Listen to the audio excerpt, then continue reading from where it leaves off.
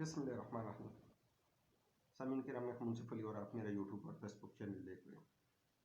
سامعین کرام، پتہ نہیں اس خاندان نے پاکستان کو اور کس نہج پر لے کے جانا ہے۔ اسحاق ڈار صاحب کا ایک بیان آیا، برسل میں اس نے میڈیا کو ٹاک کرتے ہوئے یہ بتایا کہ بھارت کے ساتھ تجارت کے متعلق پاکستان سنجیدگی سے سوچتا ہے۔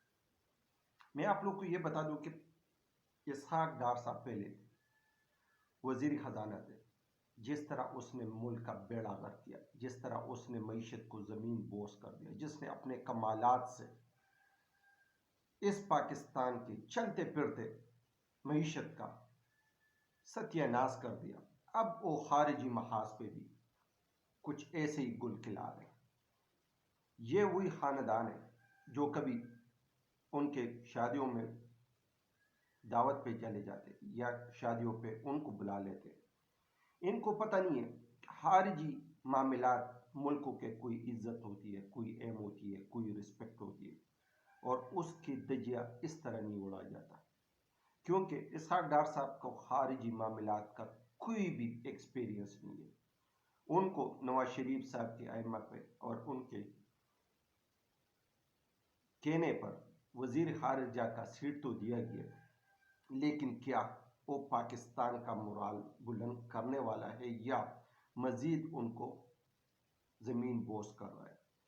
سامعین کرام، یہ ایکسپریس نیوز نے اس بات کو نوٹ کیا ہوا ہے اور اس بات کو درج کیا ہوا ہے کہ برسل میں میڈیا سے ٹاک کرتے ہوئے اسحاق ڈار صاحب نے بھارت کے بارے میں بتایا کہ ہم ان کے ساتھ سنجیدہ ہیں اور یہاں کی تجارت کے لوگ اور سرمایہ دار بھارت کے ساتھ تجارت کرنا چاہتے ہیں، جبکہ بھارت کا اس جے شنکر صاحب نے سنگاپور میں میڈیا سے ٹاک کرتے ہوئے جواب دیا کہ ہم پاکستان کے ساتھ کوئی بھی بات کرنے کے لیے تیار نہیں ہیں۔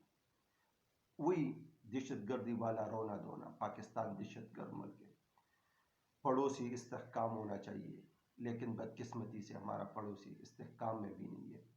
امن میں ہونا چاہیے، وہ امن میں بھی نہیں ہے، وہ انڈسٹری ہے دہشت گردی، لہٰذا ہم ان کے پچھلے کیے ہوئے باتیں نہیں بھول سکتے۔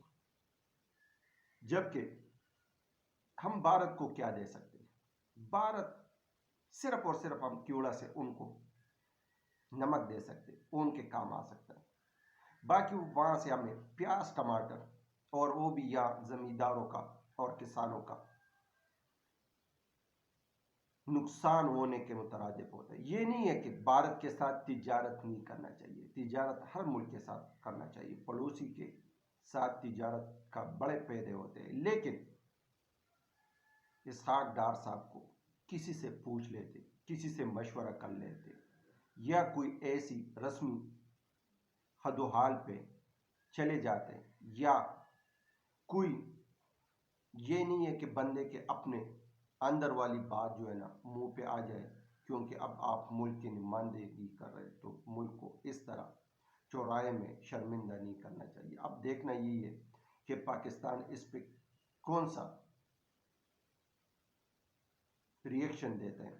جبکہ میں آپ لوگ کو بتا دوں کہ عمران خان صاحب کے دور حکومت میں جب اس نے کہا تھا کہ نریندر مودی سے بات ہو سکتی ہے، جبکہ نریندر مودی کے بارے میں پورے اقوام عالم زور دے رہے تھے کہ آپ بھارت کے لیے تھوڑا سا نرم گوشہ پیدا کریں، لیکن عمران خان صاحب بار بار یہ بات اس ٹائم دہرانے لگے جب 5 اگست کو کشمیر کا خصوصی سٹیٹس ختم کیا، تو عمران خان صاحب کا ایک سٹرانگ کمنٹس آیا اور ایک سٹرانگ جواب دیا بھارت کو۔ اس کے بعد پھر اس نے کہا کہ اس کے ساتھ کوئی تجارت نہیں ہو سکتا، کوئی رسم و روابط نہیں ہو سکتے، اور اس نے کہا کہ بھارت اس مودی آر ایس ایس کے نظریے پہ، آئیڈیالوجی پہ چلنے والا ملک ہے، اور اس کے ساتھ پڑوسی امن میں نہیں رہ سکتے۔ تو سامعین کرام، اپوزیشن میں بیٹھے ہوئے یہی لوگ ان کے مذاق اڑا رہے تھے اور یہ کہہ رہے تھے کہ آپ کے پریشر دینے سے اور آپ کے جواب دینے سے کیا حاصل ہوا، اور پھر ان پہ الزام لگایا کہ آپ نے کشمیر کا سودا کر دیا۔ لیکن اب یہ حکومت، یہ PDM حکومت بھارت کے ساتھ تعلقات استوار کرنا چاہتے ہیں تجارت کے معاملے میں. جبکہ دوسری طرف سامعین کرام، روس میں بڑی خوفناک دہشت گردی ہوئی، 133 لوگ اس میں ہلاک ہوئے، 150 سے زائد لوگ اس میں زخمی ہوئے، اور اس کے تانے بانے،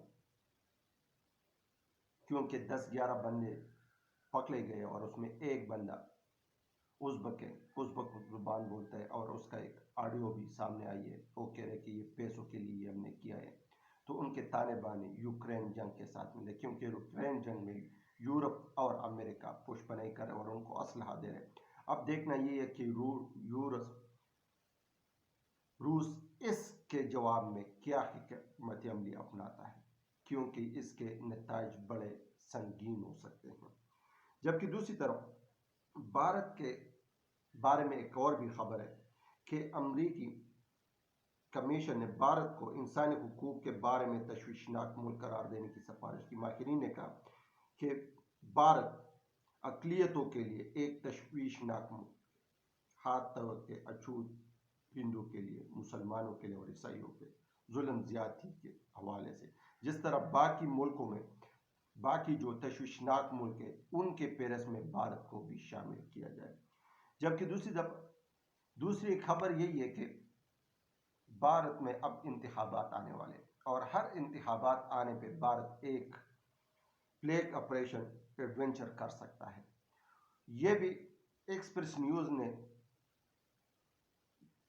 دعویٰ کیا ہے، اور اس نے اس خبر کو شائع کی ہے کہ ابھی حالیہ میں رافیل کے طیارے خریدے گئے فرانس سے، اور ان کو چیک کرنے کے لیے وہ کوئی ایسا مس ایڈونچر کر سکتا ہے. جبکہ ہمارا یہ مغربی بارڈر تو ویسے بھی غیر محفوظ ہے.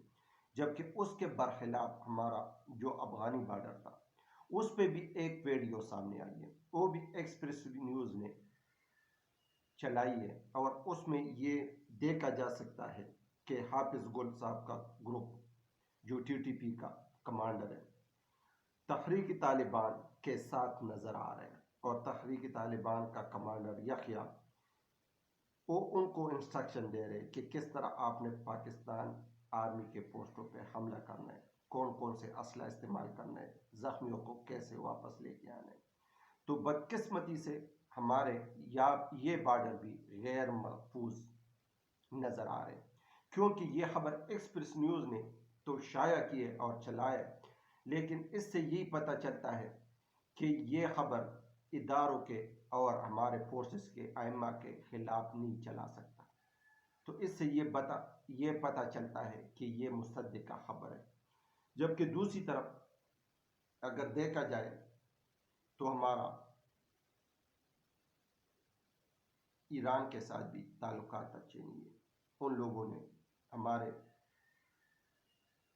ملک کے اندر اٹیک کیا، اور پھر اس کے بدلے میں ہمارے فورسز نے ان کے ملک میں اٹیک کیا. تو اب ہمارے سارے بارڈروں پہ نظر مرکوز ہوئے کہ کیا کرنا ہے. ابھی اتحاد اور اعتماد کی بات ہے، لیکن یہ اس صورت پہ ہوں گے کہ لوگوں کو نبض کو جانچے، لوگوں کے ذہن کو جانچے، لوگ جو چاہتے ہیں ان کے ہاتھ کو پکڑے اور ان کے ائمہ کے مطابق چلے، تو تب ملک آگے تک چلے گی اور یہ فورسز کے ساتھ شانہ بشانہ کھڑا ہوں گے. کیونکہ یہ ملک اور آئین اور قانون ایک دوسرے کے ساتھ چلنے کے درس دیتا ہے، لیکن یہ اس صورت میں صرف تالی ایک ہاتھ سے نہیں بجتی، تالی دونوں ہاتھوں سے بجتی ہے. تو سامعین کرام، اب آنے والا وقت بتائے گا کہ کیا حالات کس طرح ہوں گے اور کس طرف کروٹ لیں گے. اپنا بہت سارا خیال رکھیں، اپنا اس چینل کا بھی خیال رکھیں. پاکستان زندہ باد، پاکستان زندہ باد.